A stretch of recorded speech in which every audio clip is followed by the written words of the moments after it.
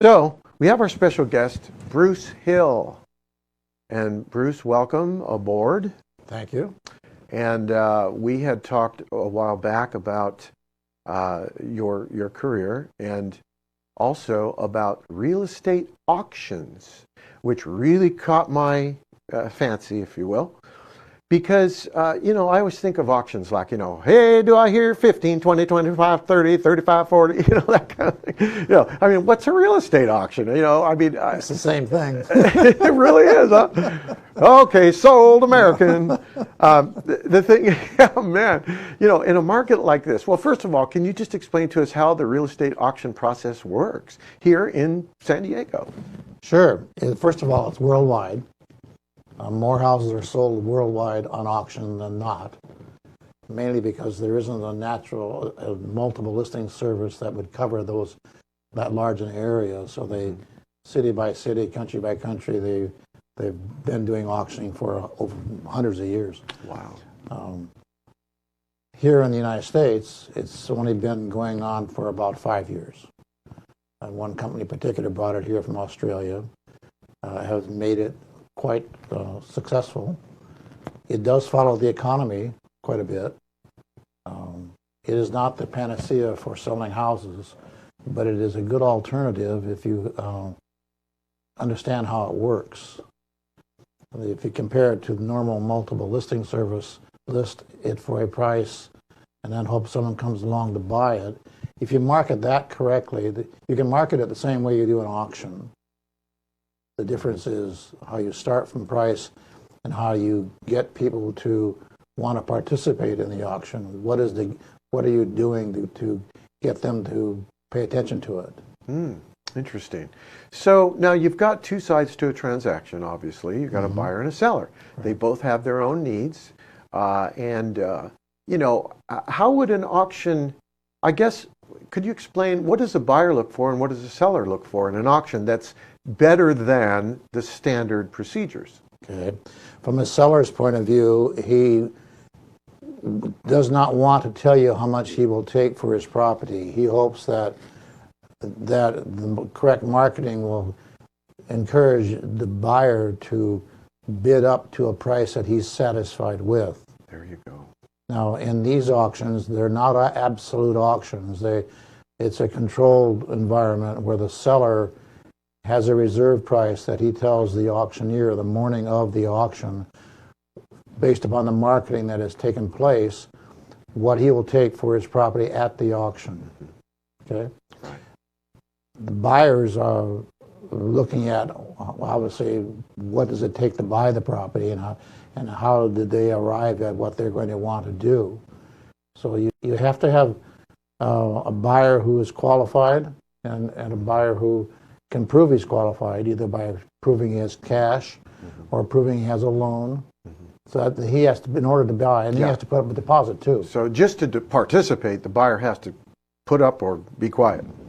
Yeah, he can't just raise his hand in an auction. He has to be ready to buy. Right, and he puts up his hefty deposit to be able to come to the auction and have a paddle to be able to raise it up to make a bid, because it's a non-contingent transaction. It's sold. Sold American. That's right. Now, there's a lot to selling a house that you have to go through all the hoops of, and in an auction, you go through those hoops and do all the approvals prior to the auction. So it's a final outcome, basically. Absolutely is. There it is. Yes, boom. it is. Yep. Done. Now that would seem attractive to both parties, you would think. Yes, it is. It's really the way that you should look at selling any kind of real estate. You should, before you make an offer, you should know what you're buying and the values to it, the condition of the property, everything that you have 15 days after you make a buy offer on a standard transaction to decide on, you decide prior to. Now you think about people who move from other areas out here to our area, North County in particular, where they're coming from other states and that sort of thing. And maybe they've only had one home, for most of their life. And, so they're not attuned to, buying and selling real estate. So they come in, and they really need the guidance from the agent and the broker to guide them through this. Now, would you say there's, let's say, a novice, a total novice? Mm-hmm. Would they be better off with an auction or with an agent, or is there a difference? Well, when they meet an agent, they come from another area, they know no one. Maybe they've had a referral from another realty in another part of the country who's referred an agent locally. Right. The agent should sit down with them and counsel with them as to the market here, who they are, what they anticipate, what do they know. In other words, get to know them and help them understand what's going on here so they can make a decision. Otherwise, they won't make one. Mm. So if an agent is familiar with, if he sees a listing that is an auction listing, and an auction listing says it's an auction listing, then I can go into what the difference between that and a standard listing from what you see coming in. If he explains to them how that works and the positiveness about what they're going to be able to know about the property before they venture into it, then they just have to have the wherewithal to be able to think, well, I'll stand up and face the other prospective buyer and bid against him. If they're willing to do that, then they can have their agent do it for them. Right. Or they can do it themselves. Mm-hmm. It's done in a room like this, much bigger. But you know, we're hoping that we can get permission to get video of an auction at some point. I will work on that. I'm sure it won't be hard to do. I hope not. I have some connections that will do that. Well, thank you, because I think people would be educated on this. Sure. And our purpose really to talk about real estate auctions is to educate. And I think we can play a role in this. And with Bruce's knowledge, obviously, he was the right man at the right time, with the right job, with the right hairdo. The right hairdo. Love that hairdo he's got. Well, the beard is a little contest between me and my friends, you know. And we have coffee every morning, and we got to kidding each other, and so this is how I got started, you know. So this is about 2 weeks old, and I'm not sure it's going to stay. But Maynard G. Krebs, man, looking good. My wife says she likes it. But she loves me too, so you know. Well, you're a fortunate man, that's for sure. Well, you know, the real estate auction business, I'm sure, is going to continue to thrive and grow, and we hope that Bruce will come back at some point and enlighten us some more about real estate here in North County, because it is definitely a changing, moving target in some ways as far as prices go, and qualifying and this sort of thing. So, what do you think, Bruce? Let's say if I just asked you, what on a scale of 1 to 100, how would you rate the market right now in terms of desirability for both buyer and seller? It's a really tough market, because has been happening over time is that prices have been going up 5-6% a year for several years. Right. That's no longer the case. But a seller or a buyer, they don't know that. The market has always been driven by the previous sale. The seller seeing a previous sale wants a little bit more. They always want a little bit more, and they're so used to that they have no problem asking for more. The problem becomes affordability. It becomes it's just not plain not worth it, you know. Right, you know, right. But if you want to live here, you're going to have to pay the price.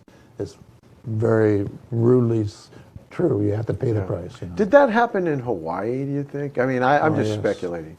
It did? It got so desirable and there wasn't enough supply that the demand drove the prices way. Demand always drives prices, and when demand slows down, prices will slow down. Right. And that'll happen here. Eventually. They could reverse. No, they could actually reverse. Reverse? Well, if you haven't got enough buyers who can afford the house, you're not going to be able to sell it. And we have a lot of expired listings. We'd be surprised, a number of expired listings. And they only expired for one reason: they were overpriced. Right. The market was telling. That's one thing about a free market, right? It tells you very quickly through certain signals. Yeah. I wrote a book about that. Oh, you did? Yeah, and I am just having it printed now, as a matter of fact, about how an expired listing party can still sell their property and why it didn't sell and what caused it to Really? be expired. You know, in other words, sellers don't really know much about pricing or about marketing, Right. or about why things don't happen. They just know Right. they're upset when it didn't happen, Right. and they look around, who can I blame, kind of thing, Well, which is yeah. normal. I mean, we don't, Sure. you know, you Yeah, gotta we have, all do that. you gotta be okay with that idea, you know. You got to be a little tough-skinned about Well, it. Right? you know, hold The their market hand. speaks. It really, you know, the market has the final say. It does. People will go through more than one broker's firm to try to obtain the price they thought they should get. Right. It's a rude awakening when they still don't get it. Right. You know, that's sad. Well, I've been hearing this on the radio with some of the ads, like, you know, I'll sell your home, and if I don't, I'll pay the difference and stuff like this. And it seems like it's getting a little bit gimmicky out there in some of these areas. I don't know. What do you think? You can't do that. You have to be able to buy it below market to do that, because you have heavy costs in selling. You know, Yeah. you really do. I have these people who are flippers come to me and they say, take the whole commission to buy it for me. I won't take anything, and I'll give you a full commission to sell it for me. That's a lot of money. That is. And then they have to fix it up. You know, because they're doing fixers. So many people can't afford to maintain their properties. Right. If you walk through a neighborhood like I do frequently, you'd be shocked at the condition of houses, lack of maintenance. Well, and that most of that is it affordability? I mean, it's not pride of ownership, is it? Or I've talked to an awful lot of people who bought in the 90s who really are stretching to stay there.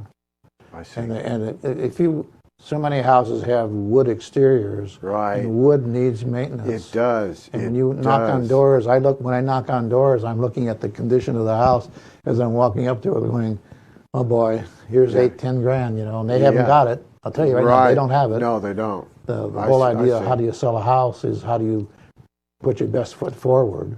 Now, does your book address these things? Yes, it does. It does. What's the name very of your much. book? Well, it's called Expired. It's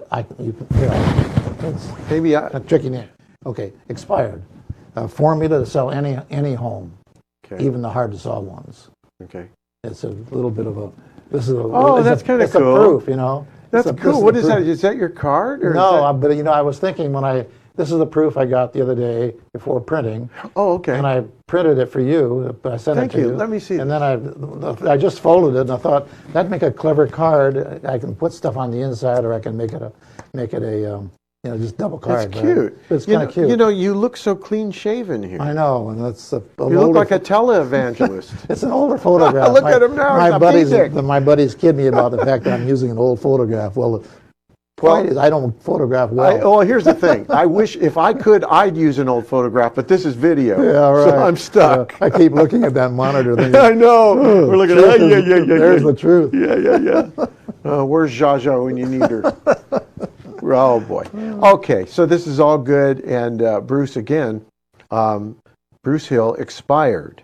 Formula to sell any home, even hard to sell homes. I give that book away to people who express an interest in knowing more about that. Yeah. I just pay for it. Well, oh, really? Wow, okay. Yeah. Well, that's great. Okay, so Bruce, I guess I should probably put in a plug for you. I mean, hey, Bruce is available to people out there. I mean, you've seen the wisdom of this man. And if you want to contact him, what's a good way to contact you that's easy to remember, Bruce? My phone number, Okay. What's your phone number? 760-593-9833. 593-9833. 760. Call now. Operators are standing by. If That's you your Google wife, me- right? If you Google me, you'll see all kinds of stuff about me, too. Bruce Hill. Yeah, right. All right. He's not over the hill. He's Bruce Hill. Right. I'm over the hill. The Over the Hill gang. That's what we are. Okay. Well, at any rate, we appreciate your time. And again, wish you the best on this. And hopefully we will get back at some point with some real estate auction video. Bruce is going to try to help us with that. So we may see him back here sooner than later. So at any rate, I guess we're at that time where we've just consumed billions of kilobits and bytes and everything else on the internet.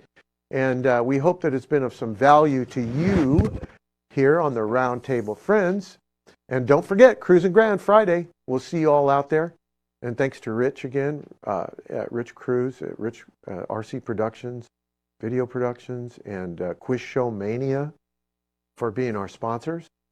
So until next time, Dick Clark used to do that. You know what I should do is get a fake pompadour. No? Bye, everybody. Thanks.